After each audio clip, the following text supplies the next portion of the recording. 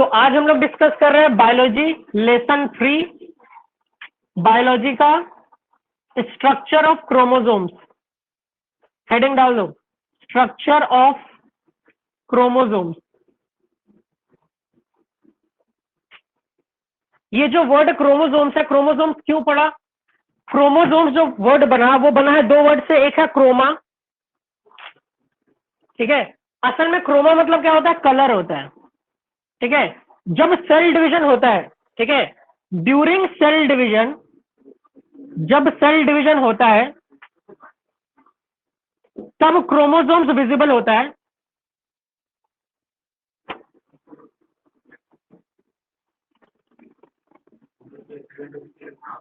ठीक है। जब सेल डिवीजन होता है तब क्या होता है? क्रोमोसोम्स विजिबल होता है। और इस वक्त ये डाई को पिकअप कर सकता है। जैसे हम डाई को स्टेन करते हैं, देखो नॉर्मली क्या होता है, एनिमल सेल होता है वो ट्रांसपेरेंट होता है, तो अंदर में क्या मटेरियल है क्या मटेरियल नहीं है उसको पता कैसे करें? तो हम लोग क्या करते हैं, हम लोग डाई का इस्तेमाल करते हैं। जब डाई डालते हैं तो क्रोमोसोम्स ये डाई के मटेरियल को पिकअप कर लेता है और कलरफुल हो जाता है। इसी कारण इसका नाम क्रोमोसोम्स पड़ा। सबसे पहले क्रोमोसोम्स का डिस्कवरी कौन किया था? Walter Flemming. तो याद रखना है डिस्कवरी कौन किया था? तो डिस्कवरी हुआ था वाल्टर फ्लेमिंग। क्रोमोसोम्स का डिस्कवरी वाल्टर फ्लेमिंग। हाँ, फिर सेल डिवीजन के वक्त क्या होता है? देखो असल में देखो, नॉर्मल एक सेल में ये रहा मेरा न्यूक्लियर मेम्ब्रेन, ये रहा मेरा सेल मेम्ब्रेन। न्यूक्लियर मेम्ब्रेन के अंदर में क्रोमेटिन फाइबर कंडेंस फॉर्म में होता है।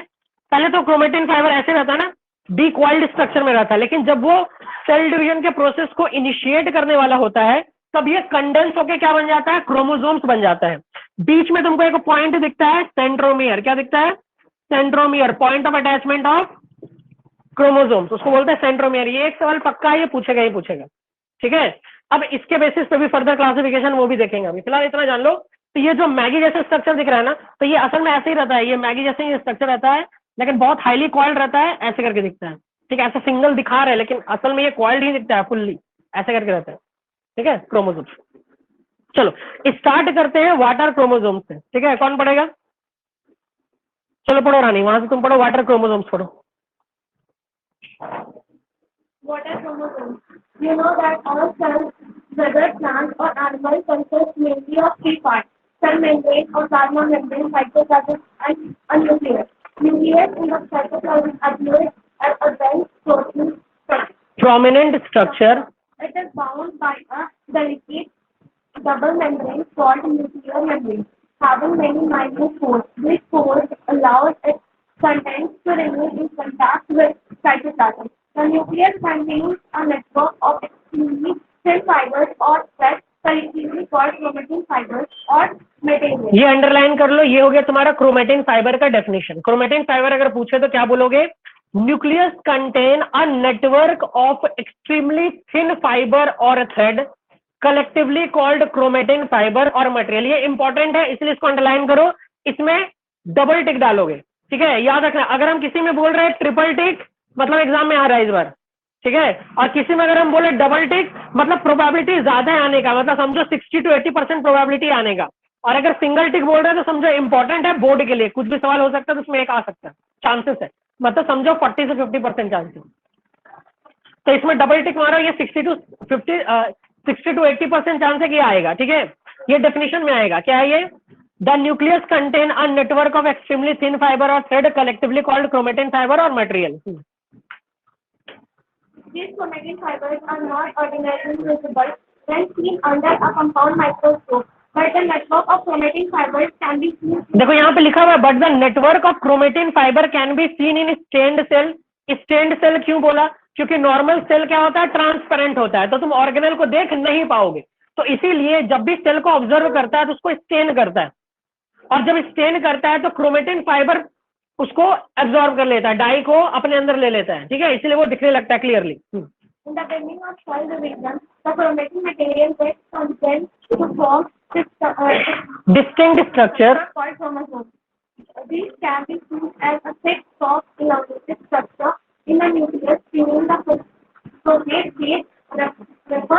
After interphase. याद करो जब हम सेल साइकिल पढ़ाए थे तो याद करो क्या बताया था? इंटरफेज। इंटरफेज में G1, फिर S फेज, फिर G2 फेज, G1 पहला growth phase, S synthesis phase जहां पे क्रोमोसोम्स डबल, फिर G2 फेज जहां पे और बल्क ऐड होता है। इसके बाद हम लोग पहुंचे थे M फेज में, माइटोटिक फेज में। माइटोटिक फेज में 4 पार्ट, प्रोफेज, फिर प्रोफेज के बाद एनाफेज, प्रोफेज के बाद मेटाफेज, मेटा के बाद एनाफेज, एना के बाद टेलोफेज। सबका कैरेक्टरिस्टिक रटाए भी थे, इंडिविजुअली पूछ पूछ के रटाए थे, फिर भी रिवीजन नहीं है, अच्छी बात है।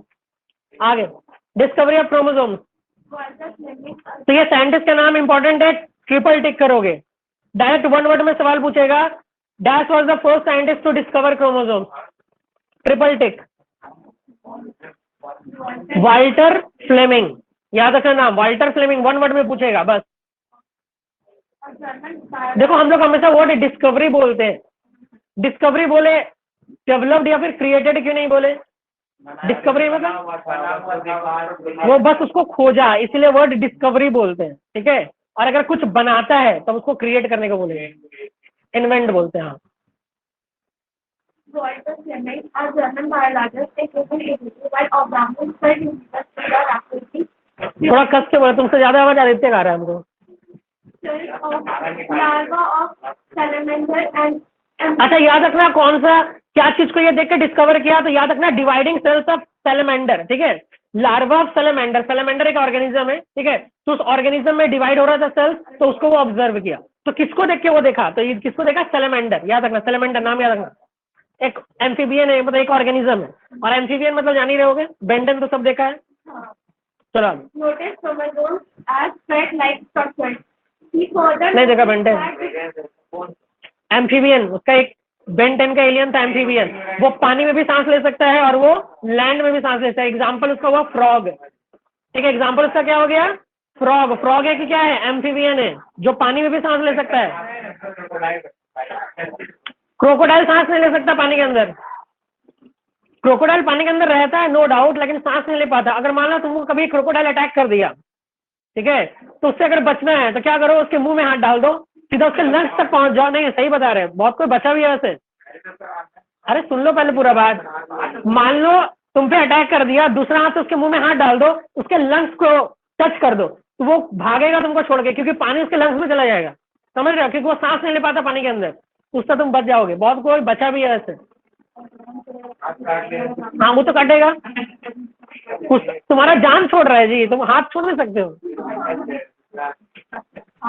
आगे he further noticed that ऐसा गधा वाला काम करना मत, जब क्रोकोडाइल है तो कूद मार दिए, तो उसके लिए तो कुछ तो खोगे।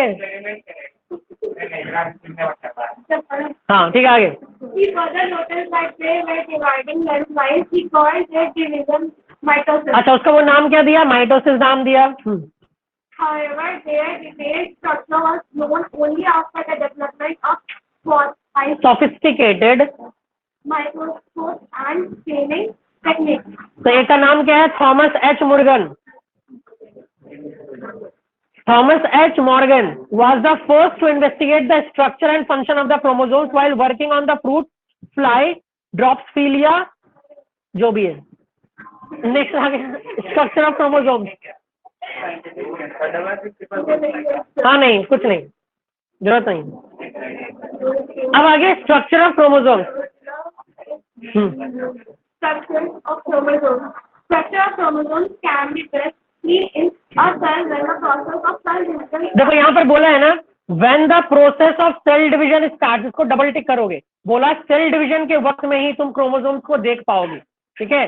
जब वो प्रोसेस शुरू होने वाला होता है तब क्रोमोसोम्स कंडेंस होके बन जाता है, सॉरी क्रोमेटिन फाइबर कंडेंस होके क्रोमोसोम्स बन जाता है।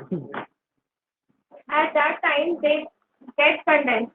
Chromosomes are a group of thread-like structures of different lengths and shapes located in the nuclei of nucleotic cells. They are अच्छा ये क्रोमोसोम्स बना क्या चीज का होता है? तो they are made up of DNA and protein, mainly histone and carry gene. Chromosomes के बारे में हम लोग जानेंगे, ये बना क्या चीज का होता है? डीएनए और प्रोटीन। प्रोटीन में कौन सा? प्रोटीन का नाम है हिस्टोन। जैसे समझो घर क्या चीज का बना हुआ होता है? ईंट और सीमेंट बालू का मिक्सचर का, जान रहे हो भाई? ब्रिक्स बोलो, ब्रिक्स बोलो या फिर सीमेंट बालू का मिक्सचर बोलो। यहाँ जो सीमेंट और बालू है ये क्या है? हिस्टोन, ठीक है। और ब्रिक्स जो है वो तुम्हारा क्या है? डीएनए, ठीक है। They can be CCT contents served in a same preparation during the beginning of cell division. हाँ, अब आ गया सेंट्रोमियर, ठीक है। Centromere is a region, Centromere is a region where two chromatids of a chromosome remain attached. इसको underline कर लो। Centromere is a region where two chromatid of the chromosomes remain attached. ये तो जान ही रहे हो, शुरू से तब से वही पढ़ा रहे हैं। Centromere is a point where two sister chromatin attach. अब इसके बेसिस पे पोजीशन ऑफ सेंट्रोमियर 4 पार्ट में क्लासिफाई होता है। हेडिंग डालोगे position of centromere, position of centromere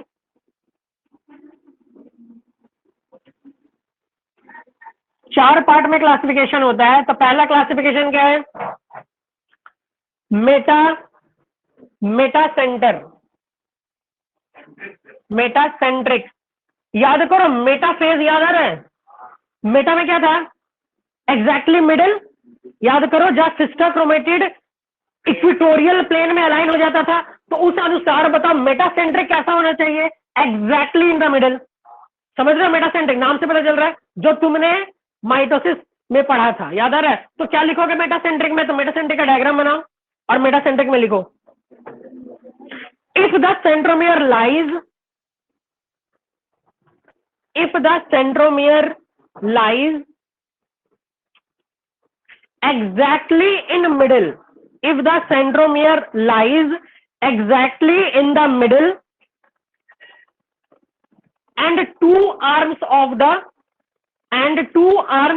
chromosomes are of almost equal length, and two arms of the chromosomes are almost of equal length.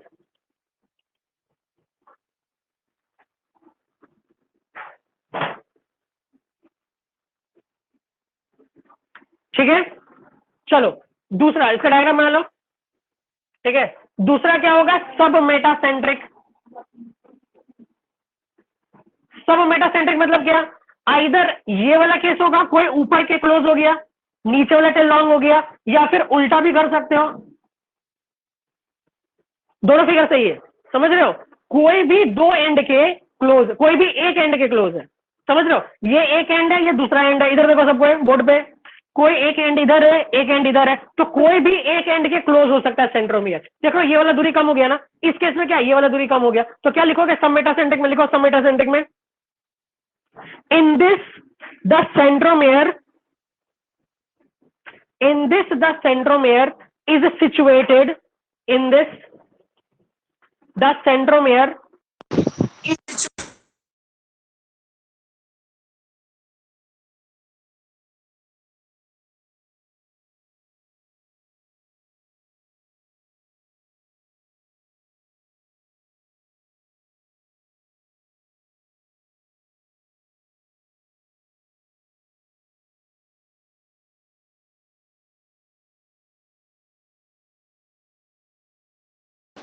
is slightly longer than the other. One arm is slightly longer than the other. तुम जो ऐसा लिख रहे हो, वो लिखने के बाद तुमको दोबारा पढ़ने का मन करता है?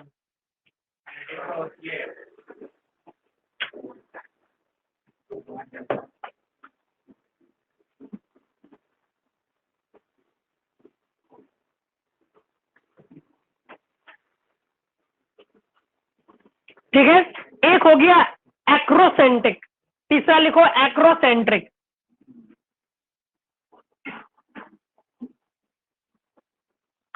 एक्रोसेंट्रिक में क्या हो गया? ये मेरा सिस्टर क्रोमेटिड है, ये बहुत ज्यादा उसके क्लोज हो गया। हाँ देखो, पहले वाला में कम से कम थोड़ा लेंथ भी बच जा रहा था, इसमें क्या हो रहा है? ये बहुत ज्यादा क्लोज हो गया एक एंड के, बहुत ज्यादा क्लोज। ये थर्ड लेवल हुआ, और जब फोर्थ लेवल में पहुंचेगा ना टेलोसेंट्रिक, तो ये आखिरी पॉइंट पे पहुंच जाएगा, मतलब एक एंड इतना छोटा होगा, इससे हो जाएगा। ठीक है, तो ये हो जाएगा तुम्हारे टेलोसेंट्रिक। तो एक्रोसेंट्रिक में लिखोगे इन दिस केस, या फिर in this the centromere, in this the centromere is near to one end, is very near to one end, नहीं is near ही करो, is near to one end such that one arm is very long, such that one arm is very long, one arm is very long and the other arm is very short, and the other arm is very short. One arm is very long and the other arm is very short. One arm is very long and the other arm is very short. ठीक है, इसके बाद आएगा तुम्हारा telocentric. Telocentric का diagram देखो क्या हो रहा है. यहाँ पर तो एक आर्म ही खत्म हो गया. ठीक है, तो यहाँ पर क्या लिखोगे, the centromere is situated in this case, या फिर in this telocentric, in this the centromere is situated in this, the centromere is situated at the tip of the chromosomes. In this, the centromere is situated at the tip of the chromosomes. Diagram बना लेना सबका.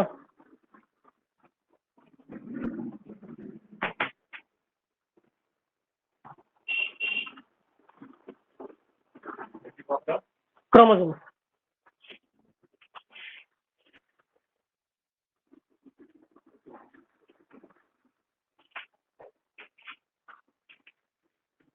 चलो अब आ गया chromosomes number. Chromosomes number से पढ़ो. समय तुम पढ़ो. ऐसा बोलो कि यहां तक सुनाई पड़े. तुम पढ़ेगा, पढ़ो. थोड़ा कस के पढ़ना कि यहां तक सुनाई पड़े.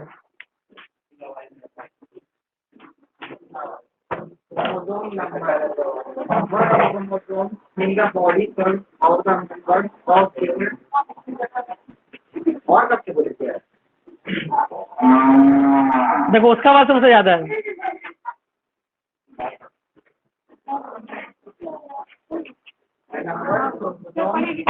थोड़ा उसका अंशु को पढ़ना. माइक इसके बगल में है इसीलिए. ये मत सोचे कि हम लड़की से सिर्फ पढ़वा रहे हैं, क्योंकि ये लोग बगल में है इसीलिए आवाज तुम लोग का बहुत दूर तक है, आवाज नहीं पहुंच पाता है यहाँ पे. और लड़की का आवाज फील होने के कारण ज्यादा दूर तक जाता है. कभी लड़की से झगड़ के देखना. पढ़ो. The number of chromosomes in the body cell of the members of different species will always be different, but the number of chromosomes in the members of the same species is always the same. In every cell of the body, the nucleus will have the छोटा बच्चा है क्या? chromosomes. The number of the chromosomes is constant for each species of organism. Somatic cells have chromosomes in pairs. 2 of each kind of chromosomes are present in each cell. This is also Diploid number and is represented by 12 mature germ cells having have one member of each pair, that is one, and this is called haploid number and is represented by n. तो चलो सबसे पहले हमको कौन बताएगा. चलो mitosis में haploid होता है कि डिप्लॉइड होता है?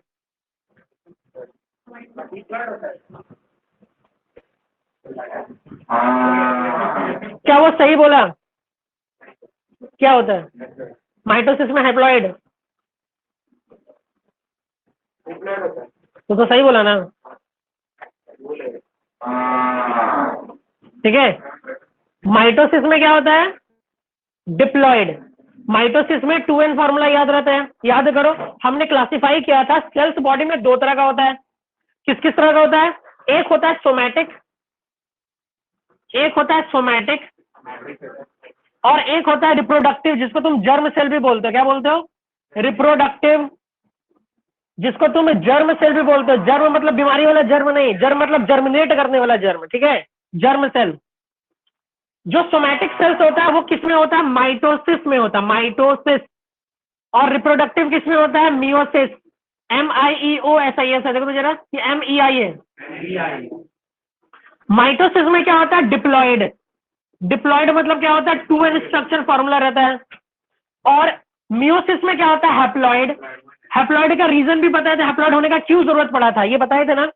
क्योंकि यहाँ पे 4 डॉटर सेल बनता है और यहाँ पे 2 डॉटर सेल बनता है, इसीलिए डिवीजन इक्वल होना चाहिए था. तो 4 को डिवाइड करता 92 डिवाइड बाय 4 23 हो जाता है, और यहाँ पर 46 ही रह जाता है. ठीक है, यहाँ तक तो हम लोग देखे थे. अच्छा, अब क्या बोल रहा है? बोलना ये चाह रहा है कि कोई भी एक सिंगल ऑर्गेनिज्म की बात करो, जैसे हर एक ऑर्गेनिज्म है, हर एक ऑर्गेनिज्म का क्रोमोसोम अलग होगा. कहने का मतलब क्या? पोटैटो में भी अलग क्रोमोसोम्स होगा, अलग नंबर होगा. क्रेफिश में भी अलग नंबर ऑफ क्रोमोसोम्स होगा. राइनोसोरस में भी अलग नंबर ऑफ क्रोमोसोम्स होगा. कैट में भी अलग नंबर ऑफ क्रोमोसोम्स होगा, कुछ कुछ ऑर्गेनिज्म में सेम हो सकता है, कुछ कुछ जाति में सेम हो सकता है, लेकिन अगर तुम एक पर्टिकुलर जाति को लेते हो, फॉर एग्जांपल ह्यूमन रेस की बात करते हो, तो सारा सारा ह्यूमंस का 46 क्रोमोसोम्स होना चाहिए, सारा का सारा। तुम सारा सारा मान लो क्रेफिस को ले लो, तो सारा का सारा क्रेफिस में 2000 क्रोमोसोम्स होना ही चाहिए, ठीक है। तो पर्टिकुलर जाति में कांस्टेंट रहेगा, ह्यूमन से है तो कांस्टेंट 46 ही होगा, ऐसा नहीं कोई पिकुलियर दिख रहा है तो उसके पास क्रोमोसोम्स कम हो गया, ऐसा नहीं होता, ठीक है। तो याद रखना क्रोमोसोम्स नंबर क्या होता है, कांस्टेंट होता है। और जब ये हैप्लॉइड होता है तो हैप्लॉइड होने के बाद भी ये डिप्लॉइड बन जाता है, क्योंकि मियोसिस में हैप्लॉइड बनता है तो एक मेल से मिलता है और एक फीमेल से मिलता है, दोनों कंबाइन करके वापस से अपना ओरिजिनल नंबर को मेंटेन कर लेता है, इसीलिए कोई भी पर्टिकुलर ऑर्गेनिज्म में क्रोमोसोम्स नंबर कांस्टेंट होता है। यहां पर बस वही एक्सप्लेनेशन दिया, क्लियर है। अच्छा, इसके बाद फर्दर जो क्रोमोसोम्स है उसमें देखो 23 पेयर बोले थे ना, क्रोमोसोम्स कितना पार्ट में बोले थे, 23 पेयर बोले थे, 23 पेयर, तभी ना 23 गुना 2 46 हो जाता है। अच्छा, 23 पेयर में जो 22 पेयर होता है ना वो अपने जैसा दिखता है, और जो 23rd पेयर है, 23वां पेयर, टोटल 23 पेयर, ये 23वां पेयर आखिरी पेयर है, वो अलग दिखता। ये जो 22 पेयर जो अपने जैसा दिखता है इसको हम लोग क्या बोलते हैं, ऑटोजोम्स। क्या बोलते हैं, ऑटोजोम्स, अपने जैसे ही दिखता है, मतलब ट्विन से समझ लो एक तरह से। लेकिन ये जो 23rd पेयर होता है ना, इसको अलग हम लोग नाम देते हैं, इसका नाम क्या बोलते हैं, सेक्स क्रोमोसोम। क्या बोलते हैं इसको, सेक्स क्रोमोसोम्स बोलते हैं। अब इसमें देखो दो स्ट्रक्चर आता है, एक मेल का एक फीमेल का। अगर फीमेल है तो फीमेल होगा तो दोनों कैपिटल एक्स होगा, और अगर मेल है तो हो जाएगा एक्स और वाई, ठीक है। तो याद रखना ये हो गया तुम्हारा क्रोमोसोम्स का 23 पेयर को डिवाइड करने का तरीका। तो इसको हम लोग बोलते हैं ऑटोजोम्स, इसको बोलते हैं सेक्स क्रोमोसोम्स। तो ये हो गया तुम्हारा क्रोमोसोम्स का डिवीजन, क्लियर हुआ। तो लिख लो इसको,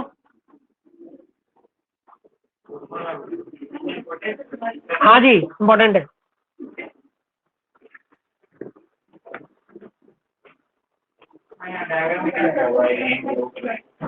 हाँ यही तो बता रहे हैं ना क्रोमोसोम्स के बारे में। देखो 23वां क्रोमोसोम्स को देखो, अलग दिख रहा है, एक बड़ा दिख रहा है एक छोटा दिख रहा है, बाकी सब एक दूसरे का हमशक्ल जैसा है ऑलमोस्ट।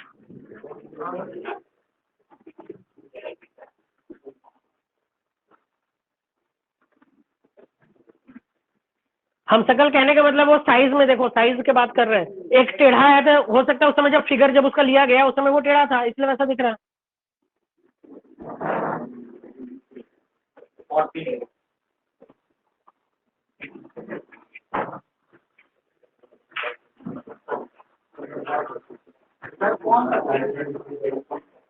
पेज 22 फिगर 3.2 सबसे आखिरी में जाओ, 23rd देखो, एक बड़ा है एक छोटा है।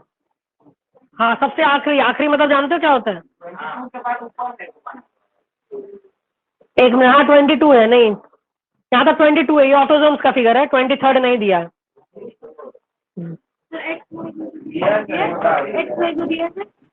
अच्छा हाँ ऊपर में दिया तो है, देखो अच्छा से, वही तो देखो एक बहुत बड़ा है और एक बहुत छोटा दिख रहा है, तो इसलिए साइज में अंतर है, इसलिए उसको हम लोग अलग नाम दिए, उसको बोल रहे हैं हम लोग सेक्स क्रोमोसोम्स बोल रहे हैं। 22 तक ऑटोजोम्स बोल रहे हैं क्योंकि सब अपने जैसा है साइज में, ठीक है, इसलिए ऑटोजोम्स बोले।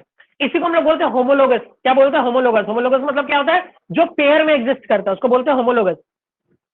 नोट हो गया ये,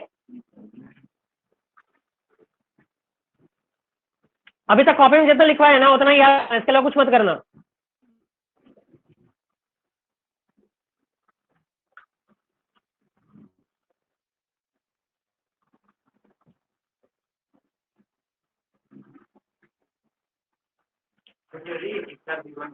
एक नंबर एक ही नहीं होता है, एक ही नहीं होता है, तब वो ह्यूमंस नहीं रहेगा।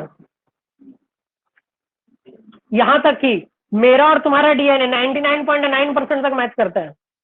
ह्यूमंस में डीएनए जो भी तुम्हारा जीन्स है 99.9% मैच करता है। तो हम लोग को अलग क्या करता है कि तुम अलग क्यों दिख रहा है, हम क्यों अलग दिख रहा है, ओनली 0.1% की वजह से, ठीक है, उसकी वजह से अंदर आता है। वही 0.1% वो अलग हो जाता है। डीएनए में तुम्हारा पता चल जाता है, जैसे कैरेक्टरिस्टिक के बारे में बताए थे कि जैसे हमने बोला था ना कि 23 पेयर यहाँ से आ रहा है, 23 पेयर यहाँ से आ रहा है, तो स्ट्रक्चर जैसे 23 पेयर तो वो जो कोडिंग है वो मैच करना चाहिए। पेरेंट्स में फॉर एग्जांपल जैसे आंख का कलर की बात बोले हम, ठीक है, अभी जैसे थोड़ी देर पहले हम लोग पढ़ेंगे, जब हम लोग जीन्स पढ़ेंगे, ठीक है, तो जीन्स के बारे में ऐसे समझो कि मेरे पास एक पर्टिकुलर पेयर होना चाहिए। क्या होना चाहिए? जैसे जीन, जैसे बोल सकते हो किसी का आई का कलर। जीन जो होगा वो मेनली 8 हिस्टोन्स का बना हुआ होता है, उसमें भी आएंगे। ठीक है, तो और आगे जा बढ़ते हैं तब और क्लियर कर देंगे। ठीक है, चलो तो अब आगे बढ़ते तब क्लियर कर देंगे। होमोलोगस क्रोमोसोम्स पढ़ो। The chromosomes exist in pairs. The chromosomes belonging to a pair which are similar in shape and size are called इस homologous. लाइन को अंडरलाइन करो और ट्रिपल टिक करोगे। Homologous chromosome, the chromosomes exist in pair, the chromosomes belonging to a pair which are similar in shape and size. देख रहे हो, word shape और size में सिमिलर हो उसको बोलते हैं होमोलोगस क्रोमोसोम। तो होमोलोगस क्रोमोसोम्स में क्या क्या आया? Only autosomes. ठीक है, सेक्स क्रोमोसोम्स होमोलोगस में नहीं आएगा। क्यों नहीं आएगा? क्योंकि साइज डिफरेंट हो गया।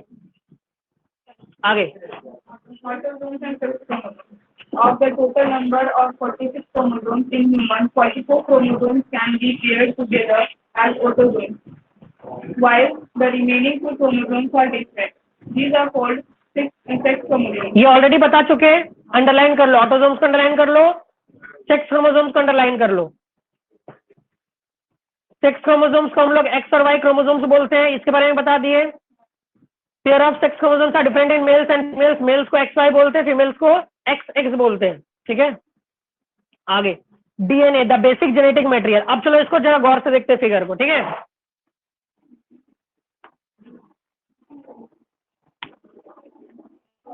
सबसे पहले क्या करते हैं? पहले एक एनिमल सेल लेते हैं। ठीक है, ये रहा एनिमल सेल का न्यूक्लियस। इस न्यूक्लियस के अंदर में क्या है? Chromatin fibre, Maggi.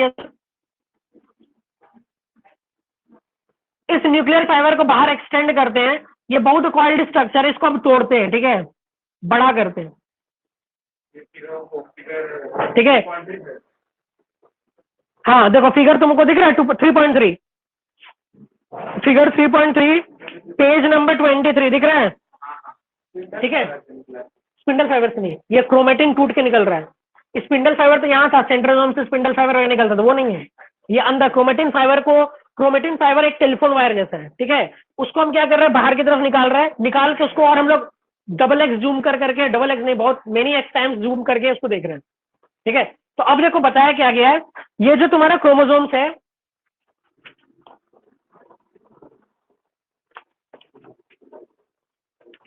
ठीक है, ये बना हुआ क्या चीज का? तुम बोल सकते ये मेरा क्रोमेटिन फाइबर है।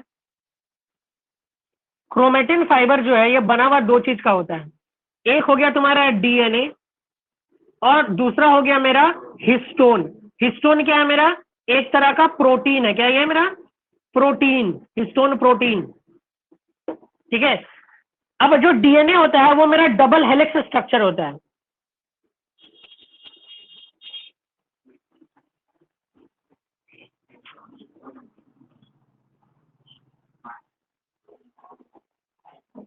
ठीक है, तो ये मेरा डबल हेलिक्स स्ट्रक्चर है, ये है मेरा डीएनए का। ठीक है,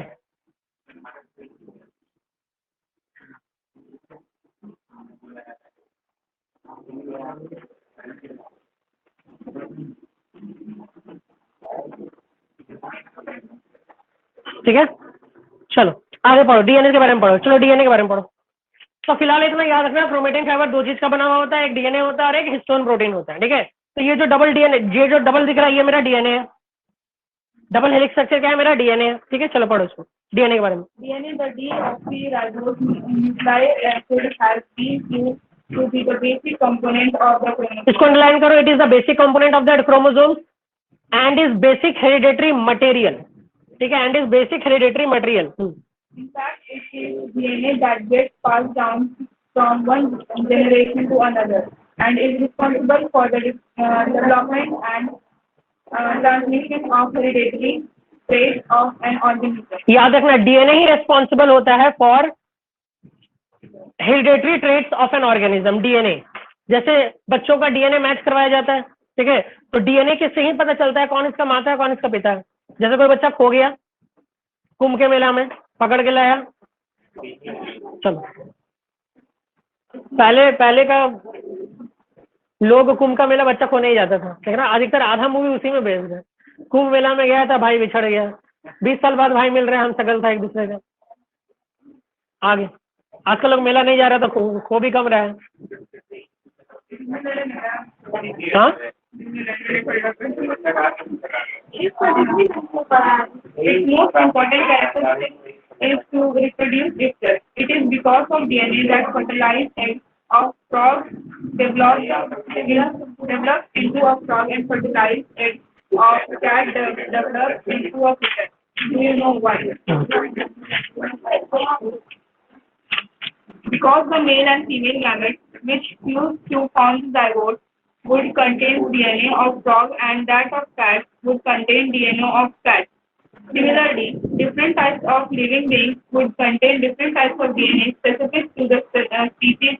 The DNA is therefore the most. इसको अंडरलाइन कर लो। डीएनए क्या है? DNA is the most vital substance of a living cell. देखो क्या बोला इसमें ये बोला कि जैसे बिल्ली का जो बच्चा होता है वो किटन होता है, वो डॉग को जन्म नहीं देती, या फिर एक एलिफेंट है वो एलिफेंट को ही जन्म देता है ना। ऐसा क्यों होता है? बिकॉज एलिफेंट के पास जो डीएनए है वो अपने ऑफस्प्रिंग को अपना ही डीएनए पास आउट करता है, उसके अलावा कोई और डीएनए पास आउट नहीं करता, इसीलिए वो उस बिल्कुल वैसा ही दिखता है। ठीक है, बस इसमें वही बताया गया। तो इसमें बस एक बात को यही प्रूफ किया कि डीएनए क्या होता है। DNA is the most vital substance of living cell और यही अपने ऑफस्प्रिंग में रिस्पेक्टिव कैरेक्टरिस्टिक देता है। ठीक है, मतलब डीएनए के वजह से ही रिस्पेक्टिव कैरेक्टरिस्टिक। अब जैसे मान लो कि ह्यूमंस में भी वेरिएशन दिखता है ना, कोई कोई पर्सन पूरा काला हो जाता है, कोई कोई पर्सन पूरा व्हाइट हो जाता है। जैसे अमेरिकन की बात करो, अफ्रीकन की बात करो, दोनों तो ह्यूमंस ही है। लेकिन ऐसा क्या फर्क पड़ा कि अमेरिकन बहुत ज्यादा गोरा है और अफ्रीकन बहुत ज्यादा काला है?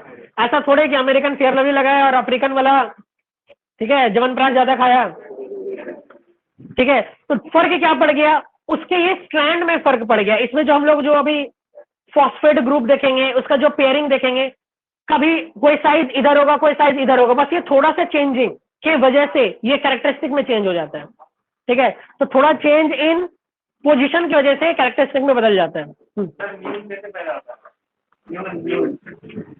म्यूल में वहां पे क्या करवाया गया कि एक फीमेल डोंकी लिया और नहीं फीमेल हॉर्स लिया और मेल डोंकी लिया।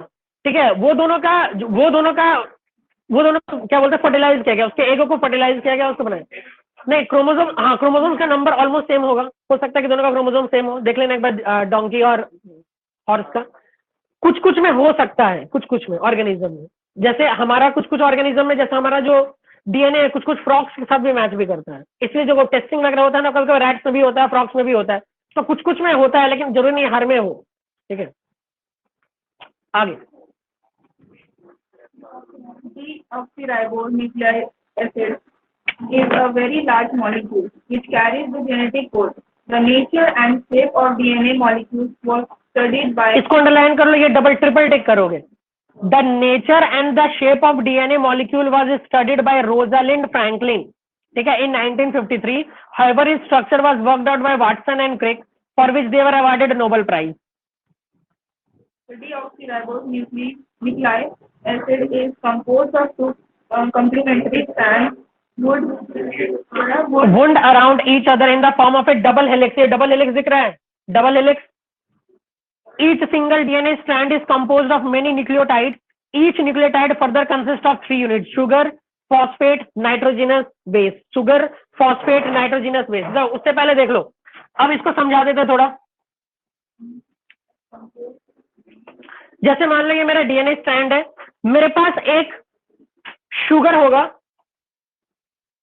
ये पेंटागन होता है। ठीक है, क्या होता है? शुगर पेंटागन होता है, पेंटाइक शुगर है, मान लो ये पेंटागन वाला शुगर है। ठीक है, उसमें क्या होता है, ये पोजीशन है कार्बन का, ये मेरा 0 पोजीशन होता है, ये 1 है, ये 2 है, इधर से गिनेंगे 1, ये 1, ये 2, ये 3, ये 4। ठीक है, तो अगर पोजीशन की बात करें तो 1 2 3 4, यहां पर से एक फॉस्फेट ग्रुप अटैच होगा। ठीक है, और इसमें मेरा एक बॉन्ड होगा, हाइड्रोजन बॉन्ड होगा। ठीक है, इसको हम लोग क्या बोलते हैं? ये मेरा शुगर है। शुगर 4 तरह का होता है, देखो नाम याद रखना, शुगर क्या होता है? 4 तरह का होता है, AG और CT। ठीक है, एडिनाइन, तुम लोग के बुक में ये सब नहीं दिया, देख रहे हैं? दिया है, हाँ दिया है। एडिनाइन एक होगा तुम्हारा, स्पेलिंग देखो तो GU, गुआनाइन, क्या थाइमाइन, और एक है सी, स्पेलिंग बोलो तो। ठीक है, याद रखना CYTO ऐसा ही है। ठीक है, देखो अब याद रखना ये मेरा 4 तरह का शुगर है, ठीक है, मेरे पास 4 तरह का शुगर है, और पेयरिंग जो होगा ना हमेशा ए जो होगा वो सी के साथ जाएगा डबल बॉन्ड, ए जाएगा सी के साथ डबल बॉन्ड, ध्यान दो, जी जाएगा टी के साथ ट्रिपल बॉन्ड। कौन सा बॉन्ड है? हाइड्रोजन बॉन्ड है। ठीक है, तो मेरे पास एक स्ट्रक्चर है, तो एक स्ट्रक्चर ये रहा मेरा ऐसे करके एक फॉस्फेट ग्रुप, यहाँ पे कोवलेंट है, ट्रिपल बॉन्ड तो कोवलेंट में होता है ना, डबल बॉन्ड भी कोवलेंट में होता है। ठीक है, तो ये मेरा एक स्ट्रक्चर दिखा। अगर हम यहाँ पे ए डालेंगे तो मजबूरी है उधर सी होगा। समझ रहे हम क्या कहना चाह रहे हैं? ए हमेशा सी के साथ जाएगा, ए कभी टी के साथ नहीं जाएगा, या फिर सी कभी भी जी के साथ नहीं जाएगा, सब में एंटी है, समझ लो, ये इसके साथ ही जाएगा, ये इसके साथ ही जाएगा। ठीक है, तो ये हो गया तुम्हारा ए। अच्छा, अब यहाँ देखो ये जो बॉन्ड निकला यहाँ पर ऐसे करके, यहाँ पे कितना बॉन्ड था? हाइड्रोजन का डबल बॉन्ड है। ठीक है, डबल बॉन्ड करके अब यहाँ पर जो बॉन्ड आएगा, यहाँ पे देखो स्ट्रक्चर उल्टा होगा। ठीक है, ये हमेशा एक दूसरे के ऑपोजिट चलेगा, कॉम्प्लीमेंट्री चलेगा। याद रखना कैसे चलेगा? कॉम्प्लीमेंट्री। अगर ये ऐसा है तो दूसरा बॉन्ड कैसा होगा? इसके इधर इसका सिर बना दो, इधर इसका पैर बना दो, तो ये इसके हिसाब से ये इधर होना चाहिए था। ठीक है, फॉस्फेट ग्रुप ऊपर की तरफ जाएगा, ये इधर की तरफ जाएगा फॉस्फेट ग्रुप। फिगर देख लो यहाँ पर फिगर देख के समझ में आ रहा है। ये मेरा एक फॉस्फेट ग्रुप है, देखो दूसरा फॉस्फेट कैसा गया, ये रहा यहाँ फॉस्फेट ग्रुप, और ये रहा यहाँ पे फॉस्फेट ग्रुप। ठीक है, ये इसके साथ जा रहा है, तो देख लो एक दूसरे का उल्टा जा रहा है। ये जो पेयर है और ये जो पेयर है एक दूसरे का उल्टा है, इसलिए वर्ड इस्तेमाल किया गया कॉम्प्लीमेंट्री पेयर। समझ में आ रहा है? और उसमें मेरे पास 4 तरह का शुगर होता है, एडिनाइन, साइटोनाइन, गुआनाइन, थाइमाइन। एडिनाइन हमेशा साइटोसाइन के साथ जाएगा डबल बॉन्ड के साथ। कितना बॉन्ड? 2 hydrogen bond. और यहाँ पर मेरे पास क्या है? 3 हाइड्रोजन बॉन्ड। एग्जाम में कभी कभी मार्किंग आ जाता है, जैसे तुमको क्या दिया, ऐसे स्ट्रक्चर दे दिया, यहाँ पर ए दिया, बोला यहाँ पर क्या होगा, तुम बोलोगे सी होगा। कितने बॉन्ड होंगे? तुम बोलोगे 2 बॉन्ड होंगे। यहाँ पे अगर डाल दिया, अगर यहाँ पे टी डाल दिया तो उसके साथ क्या जाएगा? जी जाएगा, तुम बोलोगे ट्रिपल कोवलेंट बॉन्ड होगा। बस इसमें इतना ही पढ़ना है। हाँ, इसी से स्ट्रक्चर बनता है डीएनए का 8 पेयर करके। ठीक है, चलो पढ़ लो, आगे पढ़ लो। तो समझ में आ गया, मेरे पास एक फॉस्फेट ग्रुप है, इसको क्या बोलते हैं? इसको बोलेंगे फॉस्फेट ग्रुप। क्या बोलेंगे इसको? नोट करो इसको बोलेंगे फॉस्फेट ग्रुप। ये है अपना शुगर, और बीच में अपना क्या है? Hydrogen bond. क्या है अपना? Hydrogen bond. और ये उसका कॉम्प्लीमेंट्री पेयर है। देखो कॉम्प्लीमेंट्री बोल रहे हैं ना, उल्टा याद रखना, कॉम्प्लीमेंट्री पेयर। क्या ये कॉम्प्लीमेंट्री है? ये वापस से फॉस्फेट। ठीक है, और इस तरह करके स्ट्रक्चर चलता चला जाएगा।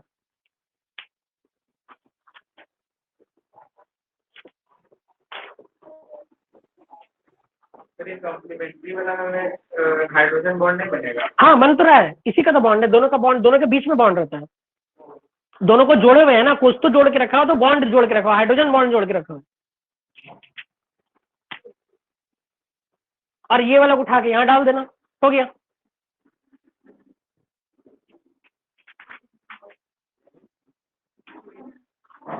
इसको बोलते हैं डबल हेलिक्स स्ट्रक्चर।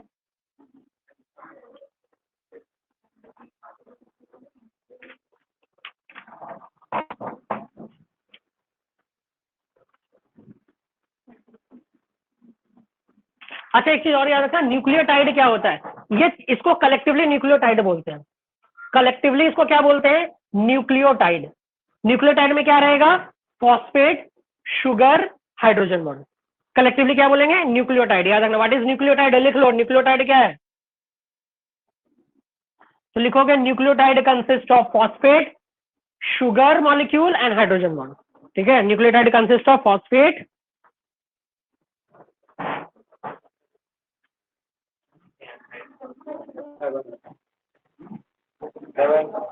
सब पेंटागन स्ट्रक्चर है, पेंटागन शुगर स्ट्रक्चर, याद रखना। क्या? ये डबल हेलिक्स डीएनए का स्टैंड है, इसमें यही फिट रहता है। देखो ये जो फिगर बनाया है ना, इस दोनों को ऐसे करके उठाना, इस दोनों को उठा के यहाँ पे प्लेस कर देना। फिगर हम नहीं बना पा रहे, ऐसा 4-5 को बना देना यहाँ पे, तो वो हो गया तुम्हारा कंप्लीट डीएनए स्ट्रैंड। कोई दिक्कत हुआ? sugar. लोड ज्यादा हो गया क्या? देखो उधर भी पंखा चल रहा है क्या? इन्वर्टर आवाज कर रहा है? Phosphate sugar. हाँ, न्यूक्लियोटाइड में लिखोगे कि nucleotide consist of phosphate, sugar and hydrogen bond. ठीक है, phosphate, sugar and hydrogen bond.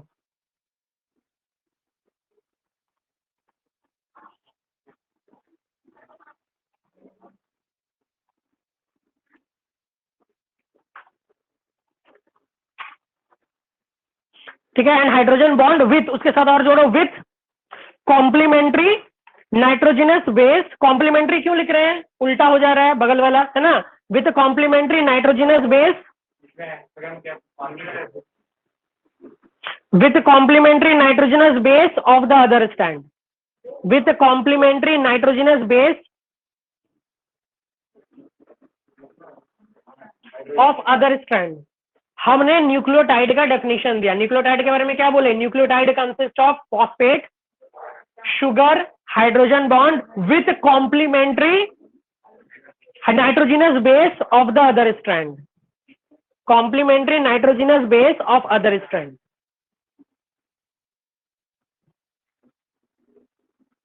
तो ये दोनों है नाइट्रोजन, थाइमाइन का जो हाँ। बॉन्ड है वो H2 बॉन्ड है, थाइमाइन और वो हाँ, डबल बॉन्ड है, डबल हाइड्रोजन बॉन्ड। H2 मतलब double hydrogen bond, 2 hydrogen bond. यहाँ पे हाइड्रोजन लिखना, H2 मत लिखना, हम मॉलिक्यूलर फॉर्मूला लिख दिए, हाइड्रोजन लिखना, H2 मत लिखना, गलत हो जाएगा वो। ठीक है, 3 हाइड्रोजन बॉन्ड, H2 बोलने का मतलब हाइड्रोजन हम मेंशन करना चाह रहे थे। ठीक है, यहाँ पे 3 हाइड्रोजन बॉन्ड है। सबको समझ में आया? क्लियर है? स्कूल में ये सब बताया था ना? अब समझ में आया ना? अब क्लियर है ना? शुगर है। ये जो पेंटागन दिख रहा है ना, ये अकेला शुगर है। उस पेंटागन का एक कार्बन से, सुन लो फिर से बता दे रहा है, देखो मेरे पास क्या है, एक पेंटागन है। पेंटागन को क्या बोल रहे हैं? शुगर मॉलिक्यूल है ये। कैसा शुगर है? पेंटोइक शुगर। ठीक है, क्योंकि पेंटागन स्ट्रक्चर में उसके एक कार्बन के साथ फॉस्फेट अटैच्ड है, फॉस्फेट ग्रुप अटैच्ड है, और उसके एक के साथ बॉन्डिंग कर रहा है हाइड्रोजन बॉन्ड। ठीक है, और उधर की तरफ कॉम्प्लीमेंट्री शुगर है, देख रहे हो? कॉम्प्लीमेंट्री, उल्टा। ठीक है, और वहां पर भी फॉस्फेट ग्रुप है और वहां पर भी हाइड्रोजन बॉन्ड से अटैच्ड है। ठीक है, और कैसा बॉन्ड है याद रखना? एडिनाइन के साथ साइटोजाइन डबल बॉन्ड, ज्यूनाइन के साथ थाइमाइन ट्रिपल बॉन्ड। एग्जाम में बस ऐसे ही सवाल पूछेगा। देखो बोर्ड का सवाल दिखाते हैं, देखो ये तुम्हारा 2010 का सवाल है, मेरे एग्जाम के 2 साल पहले का। देखो यहाँ पे क्या गया, डबल स्टैंड डीएनए दिया है। Name the 4 nitrogenous base that form the DNA molecule. 4 nitrogenous base का नाम बताओ। हाँ, नाइट्रोजिनस बेस है, शुगर वही है नाइट्रोजिनस बेस। ठीक है, तो ये हो गया तुम्हारा nitrogenous base. Give the full form of DNA, deoxyribonucleic, sorry, हाँ, deoxyribonucleic acid. Mention the unit of hereditary. तो यूनिट ऑफ हेरिडेटरी कौन पास करता है? डीएनए। ठीक है, डीएनए हुआ, और यूनिट में डालोगे तब जीन्स बोलोगे। ठीक है, यूनिट में क्या बोलोगे? जीन्स बोलोगे। Name 2 point of difference between mitosis और मियोसिस। बोल सकते हो माइटोसिस मियोसिस के बीच में डिफरेंस? आराम से तुमको दे दिया 5 नंबर। इतना इजी सवाल पूछ रहा है कि नहीं? लेकिन इस बार एग्जाम ऐसा नहीं पूछेगा। अरे तो कुछ अलग देगा ना जी। बोलो यहां तक क्लियर है? ठीक है, अच्छा इसके बाद पढ़ो सेल्फ डुप्लीकेशन ऑफ डीएनए।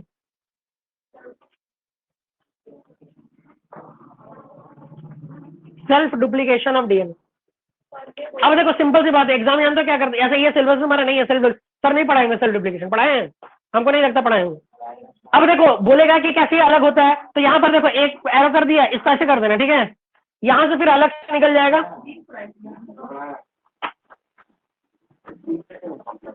यहाँ अलग निकल जाएगा, और ये अलग निकल जाएगा ऐसे करके। देखो दिख रहा है, एक हेलिक्स बॉन्ड और एक हेलिक्स बॉन्ड दोनों अलग हुआ, यहाँ से एक नया बॉन्ड बन गया, यहाँ से एक नया बन गया, तो ये अलग हो गया डीएनए। ठीक है, ऐसे नहीं है सिलेबस में तुम्हारा, ऐसे बता दिए बस। हाँ वैसे ही बनते जाएगा। यहाँ से पढ़ो, जीन से पढ़ो, खाली जीन्स इंपॉर्टेंट है, जीन्स पढ़ो तुम।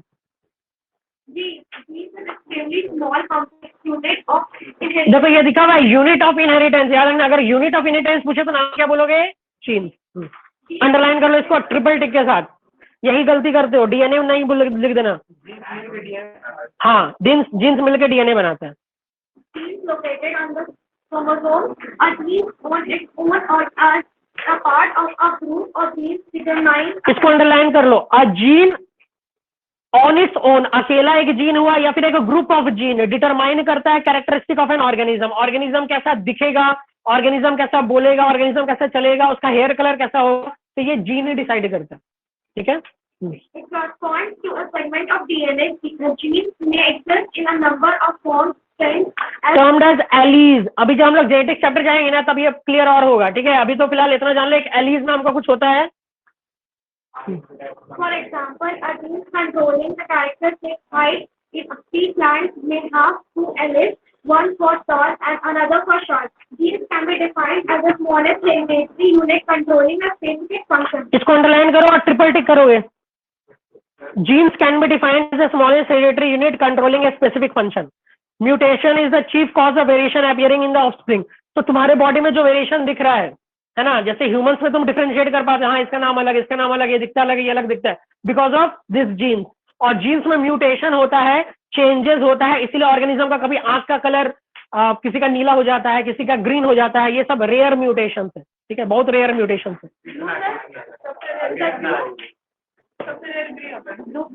हाँ, ब्लू ग्रीन हो सकता है म्यूटेशन की वजह से, म्यूटेशन इन्वायरमेंट की वजह से हो जाता है। इन्वायरमेंट जिस इन्वायरमेंट में रहता है, कुछ जीन्स में ऑल्टर हुआ, म्यूटेशन हुआ, हो गया। अब म्यूटेशन होने का बहुत वेरियस रीजन होता है। अगर कहीं ज्यादा उसका एनर्जी का एक्सपोजर हुआ तब भी म्यूटेशन होगा, कहीं कम एनर्जी का एक्सपोजर हुआ तो म्यूटेशन होगा, कुछ थॉट्स की वजह से भी म्यूटेशन हो सकता है, ठीक है। तो अपना क्रोमोसोम्स चैप्टर हो गया कंप्लीट। नेक्स्ट ट्रांसलेशन स्टार्ट करेंगे। होमवर्क रहा इसका, जितना भी एक्सरसाइज का क्वेश्चन आंसर है सब बना लेना, और जो पुराना होमवर्क है अपना चल ही रहा है, ठीक है। और मैथ्स में जो कंप्लीट नहीं किया कोशिश करो 10 तक कंप्लीट करने का, 10 के बाद हम फिर से आगे बढ़ेंगे, ठीक है। अभी हम लोग मैथ्स ट्राई करो फिर से। कल क्या सब्जेक्ट बोला होगे? फिजिक्स और मैथ्स है ना, तो कल मैथ्स कंटिन्यू कर देंगे। केमिस्ट्री का टाइम है अपने पास, जो टाइम होगा उसमें करेंगे। तो क्लास एंड कर रहे हैं। Goodbye and take care.